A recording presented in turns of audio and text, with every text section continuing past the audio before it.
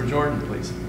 Jordan, 3 years goes by in a hurry. It feels like you just got here. What's going to go through your mind when you're walking across the court with your whole family from Michigan here? Yeah, 3 years, it definitely flew by.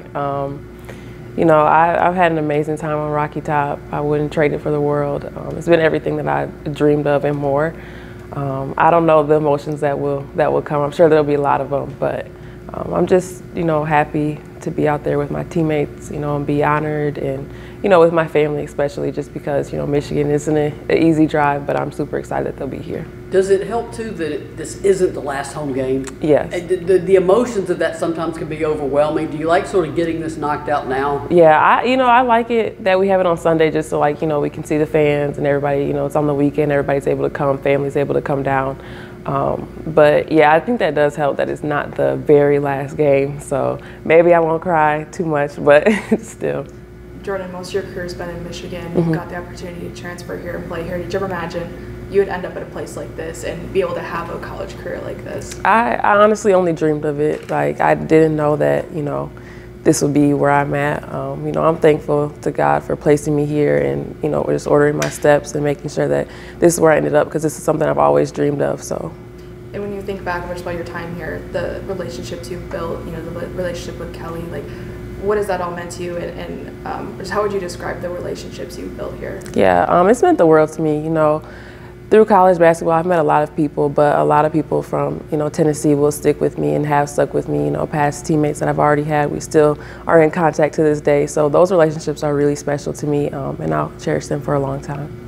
Jordan, your teammates haven't been shy about the impact that you make on the court, and I know sometimes it doesn't always show up on the stat sheet. We did see it on last Sunday for sure, but it doesn't always. But you make so much of an impact on the court. Just what does it mean to you, hearing what they say? I know Jordan Horson says that everyone needs a JoJo on their team. Just what does it mean to you that they believe in you and they know how much of an impact that you make? Yeah, for me, that's huge, just because you know, I want to do everything for my team that I can, you know, whether it's putting points on the board or whether it's just doing the little things. You know, that's something for me that I've always just wanted to do, is just be the best teammate that I can.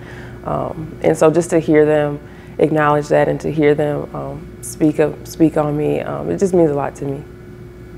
This season your last one has been a journey, for sure. I guess how would you kind of describe it, and just how it's been, like, I guess, your last season? Did you expect it to go like this, and what has this season specifically meant? Yeah, you know, this season, you know, like you said, it's been a journey, but I think this season has represented life. You know, you go through a lot, and, you know, you fall down, but how are you going to get back up? And I feel like our team has responded well from every single situation, so I'm just excited to see, you know, what we'll do for the rest of this season, SEC tournament, and further than that.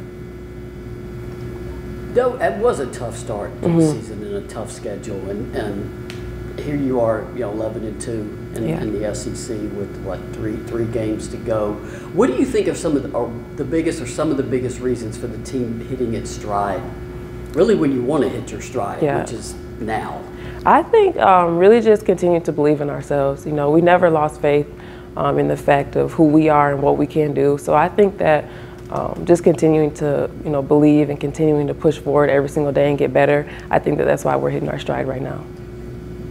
And I know there's a lot of basketball left for you, but have you thought about post-college? Any idea what's next for you? You know, I get this question 100 times, but I'm not sure. I just have extreme faith that wherever I'll end up is where I'm supposed to be. And how many degrees are you leaving here with? 3. What are they in again? The first one was a Master's of Business Administration with a concentration in entrepreneurship and innovation. And then now I'm working on NIL and women's leadership, another Master's. In your guys' best SEC games, with the best assist to turnover ratio, you, Jordan Horson, and Jasmine Powell have averaged a combined 12-point assist. Wow. What has been working for you three, just kind of, you know, balancing how you guys run the offense and how your guys' chemistry has built as guards throughout conference play? I really just think it's our unselfishness, just having faith in our teammates that they're going to knock the shot down. I think that our teammates obviously knocking the shots down and making plays as well. So I think that that's something that's led to that, as well as just our chemistry, knowing each other, getting to know each other better as the season has gone on. It's showing now. What are some of your better memories here so far? What will you really take from your time at Tennessee? The first thing that popped into my head was when we were stuck in Texas and we had a runway show. It was freezing, obviously, but we still made fun of it. So that was the first thing that pops into my head, as well as that year beating South Carolina. That's an amazing memory. But I just think that, you know, all the times in the locker room, like this morning I was just thinking, we're watching MTV Ridiculousness and just sitting in there cracking up at 8:40 in the morning. So, you know, I think those are some of the things I'm just going to take with me, all the little things. You and Tamari have become very, very close. What has that relationship meant to you over the last few years? It's meant the world to me. When I first got here, Tamari, she kind of, you know, I won't say like took me under her wing, but, you know, she was always so welcoming. So just to see our friendship and our relationship blossom has meant a lot to me, especially this last year living together. I know I'm going to miss her a lot, but she's just a really special person. And I think that, you know, if she's in your life, you know, you're special. And I think that she just made my time here better. If you could sum up your experience here in 1 or 2 words, what words would you give it? A dream come true. You were a big piece of the culture Kelly was trying to build in her early years here. What was your, you know, goal with being, you know, someone who's a leader in this program, helping create that culture, and what impact do you know, see that you've been able to have on the program in that kind of area? I feel like the impact that I see the most would just be, I